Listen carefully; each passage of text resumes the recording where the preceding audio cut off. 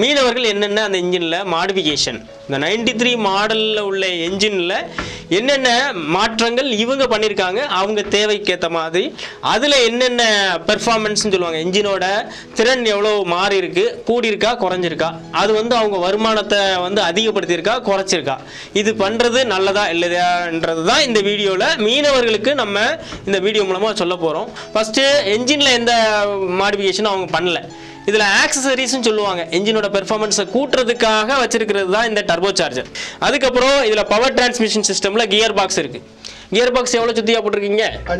5 சுற்றி, அதாவது 5:1 gear ratio வந்து 5:1 தான் இங்கே போட்டிருக்காங்க. இதுலேருந்து ப்ரொப்பலர் ஷாஃப்ட் இங்கே இருக்கு இல்லையா, இது வந்து 80 mm.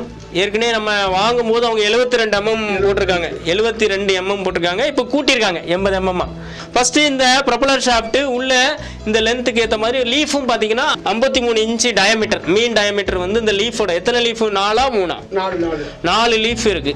ஸோ இது வந்து எதுக்காக அப்படின்னா இன்ஜினோட நம்ம த்ரஸ்ட்னு சொல்லுவாங்க, அந்த த்ரஸ்ட்டை கூட்டுறதுக்காக பண்ணுறது தான். இதோட வெயிட் பார்த்தீங்கன்னா 15 கிலோ என்ன பண்ணியிருக்காங்க அந்த லீஃபில் அதிகப்படுத்தியிருக்காங்க. ஸோ இது அதிகப்படுத்துறதுனால என்ன ஆகுது, இதில் அதிகப்படுத்தும் போது என்ன ஆகும் அப்படின்னா இதோட ஆக்சியல் த்ரஸ்ட்னு சொல்லுவாங்க. அது ஆக்சியல் த்ரஸ்ட் அப்படின்னா போட்டை முன்னோக்கி செலுத்தக்கூடிய திறன் வந்து அந்த ப்ரொப்பலரில் தான் இருக்குது. ப்ரொப்பலர் எவ்வளோ நல்லா ஸ்பீடாக சுற்றுதோ அதுக்கேற்ற மாதிரி தான் அதிக தண்ணி என்ன பண்ணும், இழுக்கும், உள்வாங்கி அந்த தண்ணி அப்படி ப்ரெஷ் பண்ணும்போது தான் போட் என்ன பண்ணும், முன்னாடி போகும். ஸோ இவங்க 80 mm, இதில் 72 mm இருந்துச்சு, அதை 80 mm கூட்டியிருக்காங்க, ஒரு 8 mm கூட்டுறதுனால. ஏன் கூட்டுறாங்க அப்படின்னா அதிகமான டார்க், இழுவை திறன் அதிகமாகும் போது இந்த ஷாஃப்ட் என்ன ஆயிடக்கூடாது, உடஞ்சிடக்கூடாது. அதனால இதோட லீஃபோட வெயிட்டிங் கூட்டும் போது என்ன ஆகுனா பிச்சுன்னு ஒரு டெக்னிக்கல் டேம் இருக்கு. ஒரு சுத்தும் போது இந்த போட்டு எவ்வளவு தூரம் நகலுது அதுதான் பிச். அந்த 15 கிலோ ஏற்றும் போது இந்த பிச்சு என்ன ஆகும், கூடும். ஒரு சுத்தும் போது இப்போ 10 mm போகுது, இல்லை நான் வெயிட் கூட்டுறேன் அப்படிங்கும்போது அந்த பிச்சு மாறும். இந்த ஆங்கிள், லீஃபோட ஆங்கிள்லாம் இருக்குது, இந்த ரேக் ஆங்கிள்னு சொல்லுவாங்க.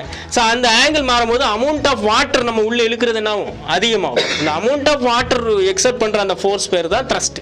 அதாவது லீஃபோட டயமீட்டர் எவ்வளோ இருந்துச்சு ஃபஸ்ட்டு 51 2 இன்ச்சு கூட்டியிருக்கீங்க, 2 இன்ச்சு கூட்டியிருக்காங்க. அந்த லீஃப் வெயிட்டும் பார்த்தீங்கன்னா 15 கிலோ கூட்டியிருக்காங்க.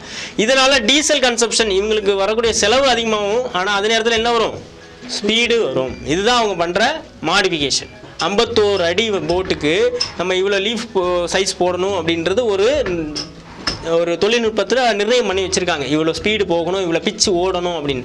அப்போ அதில் இருந்து 51லேருந்து 2 இன்ச்சு கூட்டுறாங்க அப்படின்னா ஸ்பீடு கூடும். அதே நேரத்தில் ஃபியூவல் வந்து எவ்வளோவது 50 லிட்டர் ஒரு நாளைக்கு அதிகமாக ஓடும். ஸோ இந்த மாடிஃபிகேஷன் நம்ம பண்ணும்போது நீங்கள் ஒரு கவனமாகவும் மெக்கானிக் சொல்கிற எல்லா விஷயத்தையுமே நீங்கள் கேட்டுட்டு அப்படியே பண்ணாமல் நீங்கள் கொஞ்சம் நிறைய கேள்விகள் தொழில்நுட்ப சார்ந்தமாக கேட்டுக்கிட்டு இது பண்ணுறது நல்லதா இல்லையா அப்படின்னு தெரிஞ்சுக்கிட்டு நீங்கள் இந்த வீடியோ மூலமாக பயன்பெறலாம்.